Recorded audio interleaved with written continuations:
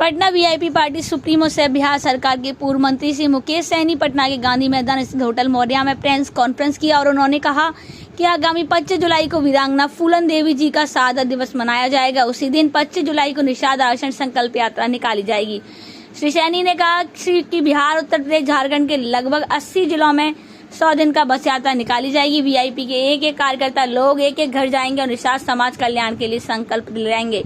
Media के सवाल पूछे जाने पर श्री मुकेश सहनी ने कहा कि मैं किसी भी पार्टी के साथ नहीं हूं, मैं अभी वीआईपी पार्टी के साथ हूं। मैं अपने समाज के हक अधिकार की लड़ाई लड़ रहा हूं। जब तक आरक्षण नहीं, गठबंधन नहीं करूंगा। श्री सैनी ने यह भी कहा कि मैं नेता बनने मुंबई से नहीं आया हूं, अपने समाज को हक अधिकार दिलाने आया हूं।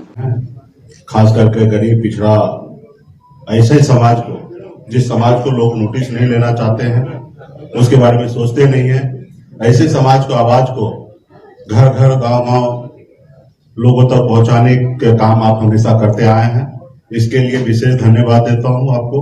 और आज हम जिस मुकाम पे हैं, यहाँ पे अगर सबसे ज्यादा किसी साथी ने सहयोग किया है तो आप लोगों का भरपूर सहयोग मिला, इसके लिए विशेष तौर पे धन्यवाद। आज का प्रेस कॉन्फ्रेंस का मकसद यही है कि काफी समय से, तकरीबन 5-6 महीना से मैं आप लोगों से काफी दूर रहा और अपने काम में मैं लगा रहा और बीच में बहुत बड़ा लंबा गैप हो गया है और आप लोगों से नहीं मिल पाए। लेकिन इसलिए आज हम लोगों ने विशेष आप पे को आग्रह किया कि आप लोग आए।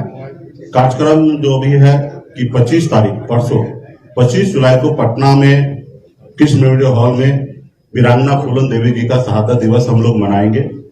बड़े पैमाने पे कार्यक्रम किया जाएगा और उसी रोज से हमारा एक यात्रा निकलेगा, निषाद आरक्षण संकल्प यात्रा, जो पूरे बिहार में 38 जिला में, उत्तर प्रदेश के पूर्वांचल में और झारखंड के कुछ जिला, तकरीबन 80 जिला को हमने चिन्हित किया है। 80 जिला में हमारा यात्रा निकलेगी और 100 दिन का ये यात्रा होगा। 25 जुलाई से यात्रा निकलेगी और 4 नवंबर तक लगातार पूरे बिहार में, यूपी में, झारखंड में, तीनों राज्य में हम लोग अपने अपने लोगों के बीच में जाएंगे। अपने आने वाला पीढ़ी के हक अधिकार के लिए लड़ाई लड़ेंगे, अपनी पार्टी कैसे मजबूत हो उसके लिए लड़ाई लड़ेंगे और संकल्पित कराएंगे। और हर घर घर संकल्प अभियान भी चलेगा। जिस जिला में हम जाएंगे उस जिला में कार्यक्रम होगा। उसके अलावा हमें जाने के बाद पुनः उस जिला में हमारे पार्टी हर एक एक पदाधिकारी हर एक एक गांव में जाएंगे, हर घर घर में घूमेंगे, अपनी बात को रखेंगे, अपनी पार्टी के विचार को रखेंगे और हर घर में संकल्प कराया जाएगा कि आप किसके साथ हैं। आप अपने आने वाला पीढ़ी के साथ हैं, आप आने वाले बच्चे के भविष्य के साथ हैं। अभी क्या स्थिति है? अभी हम किन्हीं के साथ नहीं हैं, अभी हम अपनी पार्टी के साथ हैं। निषाद समाज के भविष्य के लिए लड़ाई लड़ रहे हैं। हम मुंबई को छोड़कर बिहार आए तो राजनीति करने का उद्देश्य से मैं नहीं आया था। मैं इस समाज को, जो समाज हजारों साल से परेशान है, इस समाज के चेहरे पे कैसे खुशी आए, उनके लिए मैं काम करने के लिए आया था। निषाद विकास संघ के द्वारा पिछले 5 साल तक लगातार बिहार में हमने काम किया। उसके बाद मुझे एहसास हुआ कि पॉलिटिकल पावर चाहिए तभी कुछ हो सकता है और उसके बाद हमने 2018 में पार्टी बनाया और पार्टी बनाने के बाद आपने देखा 2020 में लड़ाई लड़कर हमने सरकार भी बनाया। हमारे सहयोग से बिहार में सरकार बना। हम अगर समर्थन नहीं देते उस समय तो बिहार में शायद 2020 में सरकार नहीं बनता। लेकिन आपने देखा कि किस तरीके से हमारे साथ लोगों ने गलत किया। एक गरीब पिछड़ा समाज का बेटा अपने पैर पे खड़ा होने का कोशिश किया और तो आपने देखा कि किस तरीके से ऐसे विचारधारा वाले लोग जो कुचलने का काम किया और हमें सरकार से बाहर कर दिया, हमें उस गठबंधन से बाहर कर दिया जो सरकार हमने बनाया था। तो ये तमाम हमने सारी चीजें किया और वहां पे हमें किस तरीके से लोगों ने परेशान किया, ये आप सभी को जानकारी में है। तो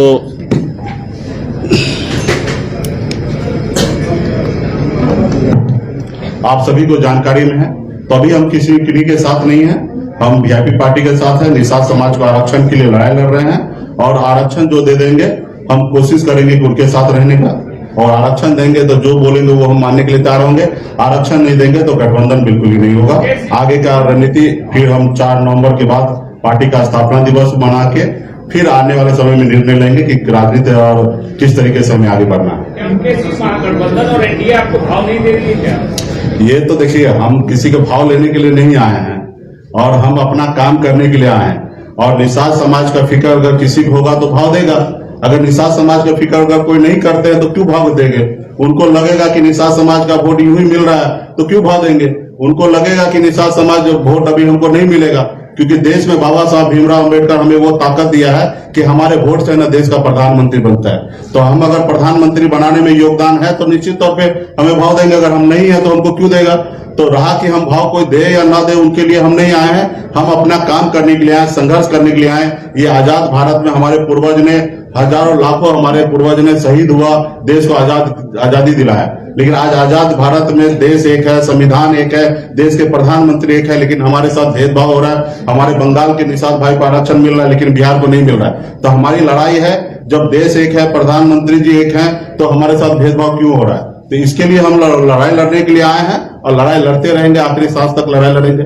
आप सरकार में रहते हैं तो सबकी बात करते हैं, जैसे ही सरकार से लोगों के सिर्फ निषाद की बात नहीं करते। नहीं, निश्चित तौर देखिए, हमने अभी पार्टी की बात किया, इस मंच पे देखिएगा तो सभी वर्ग के लोग यहाँ पे बैठे हैं।